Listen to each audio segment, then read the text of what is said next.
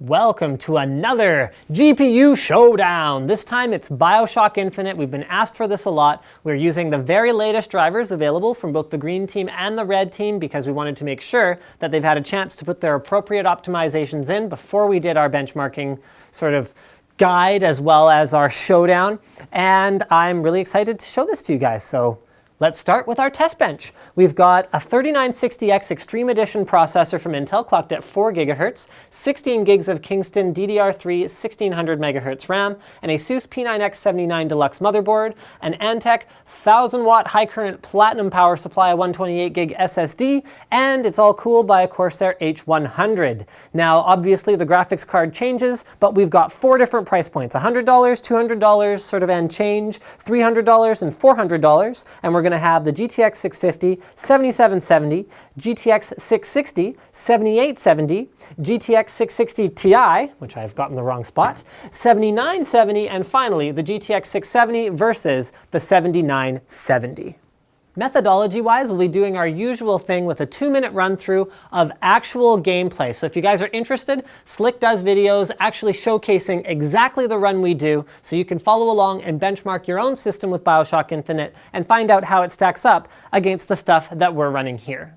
Now, I just wanted to remind you guys that all of our video cards are overclocked, and the reason we do this is that overclocking is easy and free, and there's pretty much no reason you could do it. Yes, technically some manufacturers void the warranty.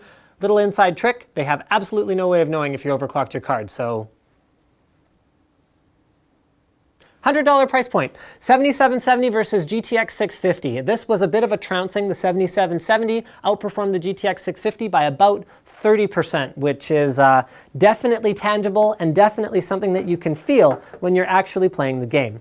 Now, our $200 price point has gotten a little bit murky. Is it $200? Is it $250? Not quite sure. The 7870 is around $229, and the GTX 660 is around $239. What we do know is that these cards are priced quite similarly, so they should be pretty comparable, and what we experience is that they are. The 7870 outperforms the 660 by about 5%, which for all intents and purposes is just outside the margin of error that we have for these runs, because we are doing real-world benchmarks as opposed to just running a canned, pre-done thing. So it's just, it's the nature of the beast. You can't do it perfectly exactly the same every single time. At our next price point, we have the 7950 and the GTX 660 Ti, and this one was a pretty significant performance difference. We're looking at about 15% better performance with the 7950. Again, bearing in mind both cards are overclocked, and the 7950 does tend to overclock like a bit of a beast. It represents a very good value and has actually done pretty well consistently in all of these game showdowns that we've done. And our last price point, so we've done $100, $200, $300 so far, is around $400. So our 670 versus the 7970 was about a 10% difference in favor of the 7970. So you can see that's the one left on the bench here. It was the king of Bioshock Infinite for our testing. Bear in mind, when I say king, I mean that sort of king. I mean, GTX Titan would obviously perform better, but it didn't fall into any of the price points that we benchmarked that we find are price points that real people would actually be purchasing graphics cards at. I mean, there are people buying Titans, but there's not like a ton of them out there.